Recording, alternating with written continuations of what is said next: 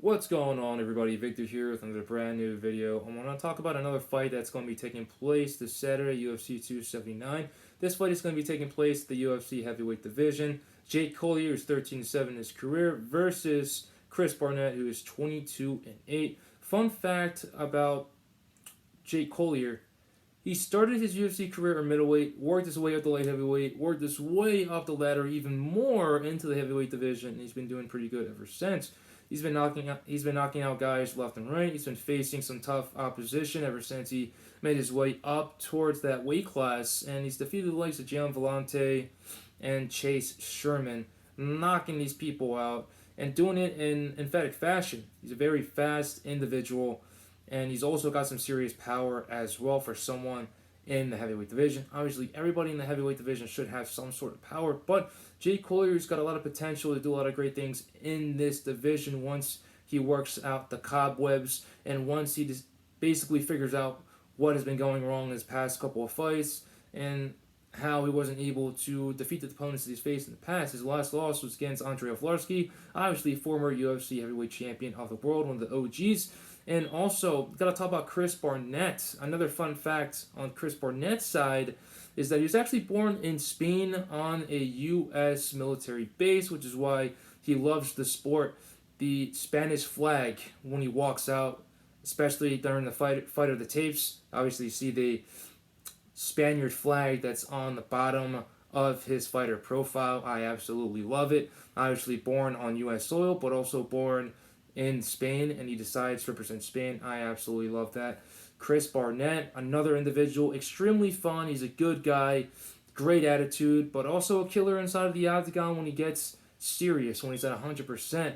Obviously, when he got into the UFC, took a fight on short notice against Ben Rothwell, who was a very dangerous heavyweight, and he was pushing forward the whole entire time. He was able to land a couple good shots on Ben Rothwell, but obviously at the end he did gas out and he was submitted at the end of that fight. But taking a short notice fight for the UFC against a killer such as Ben Rothwell and taking Ben Rothwell to the limit and basically putting him in some peculiar situations is a great thing. Obviously, even though you lost that fight, it's a quality loss to take with you at the very end of the day. Came back and knocked out Gian Vellante with a sensational spinning hook kick. A spinning wheel kick, I mean. And it was sensational. It happened in Madison Square Garden. Everybody loved it. The whole crowd went wild. And now he's going to be facing Jake Collier, who is one of the most dangerous opponents that he's going to face up to date in this heavyweight division. Both these individuals really want to win in the UFC. Like I said, Chris Barnett started out his UFC career with a loss, rebounding with a win, and he did lose his last fight, so it was 1-2 with the promotion. He really does need a win if he wants to stay within the promotion itself. Even though he does love to dance, he has great attitude. This is business at the end of the day, and no one, the business people at the business side don't care about that. They want people that'll win and continue to move up the ladder in their own divisions. Jake Collier is trying to do exactly that. He loves to pressure his opponents. He loves to use the combinations. He's really good with the hands. And he's got some good cardio. He's got some really good cardio, and you barely see him get tired. And if this fight is going to be a battle of attrition, I'm going to go with Jake Collier because of how well-rounded he is. You know, he's been going up weight classes. He's kept the speed. He's kept the power. The power has even become more powerful ever since he decided to move up a couple weight classes, and he's using it to his own benefit. If I'm Chris Barnett, you want to keep the movement the whole entire time. You want to keep your guard up. If your guard isn't up to here, if you're leaving your hands down there, you're obviously being susceptible to punches, the strikes, and possibly being knocked out. So you want to keep your guard up the whole entire time so you can be able to block punches, parry them, also block kicks. You want to do all that if you're Chris Barnett because Jake Collier is going to throw a lot of firepower in your way. Also, if I'm Chris Barnett, if I know I'm not going to win in the striking department, you're going to want to take this fight to the ground. You're going to want to use everything in your power. Obviously, I don't really see him getting a single leg or double leg takedown in there. I see him getting a trip against Jake Collier on the body lock. So you want to engage with the body lock. You want to get those underhooks in there, and you want to use your feet in to trip him up, you know, especially not on the fence. You want to do it away from the fence because the fence is basically there to help your individual prevent the takedown that you're trying to commit.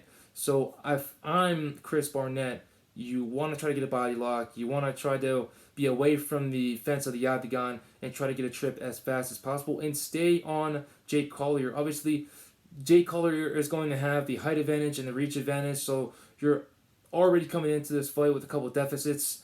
So you want to do your absolute best to get this fight to the ground just because of how powerful Jake is with the striking and on the feet. You want to get him down to the ground and you want to lay on him. You want to lay some ground and pound at the same time and try to see if you can be able to get a submission or a finish via TKO. But if you're not getting that, you want to keep it down to the ground the whole entire time and make sure that he doesn't get back up. But you also don't want to assert too much energy, because keeping someone on the ground can be able to zap you, your energy levels, also your gas tank, and really deter you from moving forward in the fight.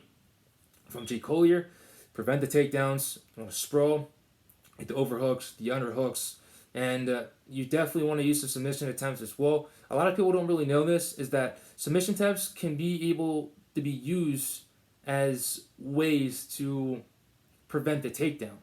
Submission attempts can also be used as ways to prevent positions on the ground. So submission attempts are definitely great to have and great to use, especially when you're at peculiar positions or in your bad positions. Use it in your favor in order to change your luck. So this is going to be an interesting fight. I really do like it a lot, but I'm going to go with Jake Colier at the end of the day. I do believe he's going to get the finish. I think he's going to get it in the first round, because he's not the type of fighter that likes to use the first round as a feel-out round. He likes to go in there guns blazing and get his opponent out there as fast as possible. Like I said, Chris Barnett, if I'm you, you don't want to engage in any firefights. You don't really want to engage him on the feet. You want to pressure him against the fence of the octagon and basically smother him and use as much pressure that you have as possible, because you're most likely going to be the bigger individual inside of the octagon, not when it comes to height, but when it comes to size. And if you can be able to get him down to the ground and lay on him and lay some ground and pound, it's going to be very hard for Jake Collier to get back on his feet. So just some keys to victory for Chris Barnett. And also keep as much movement as possible. Never stay as a stationary target. Never stay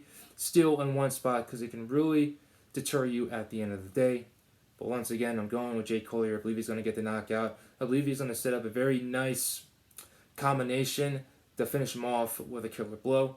I appreciate you guys for watching this video. Stay safe, stay blessed. I hope you guys enjoy the fights this Saturday, UFC 279 via Las Vegas, Nevada. Later, guys.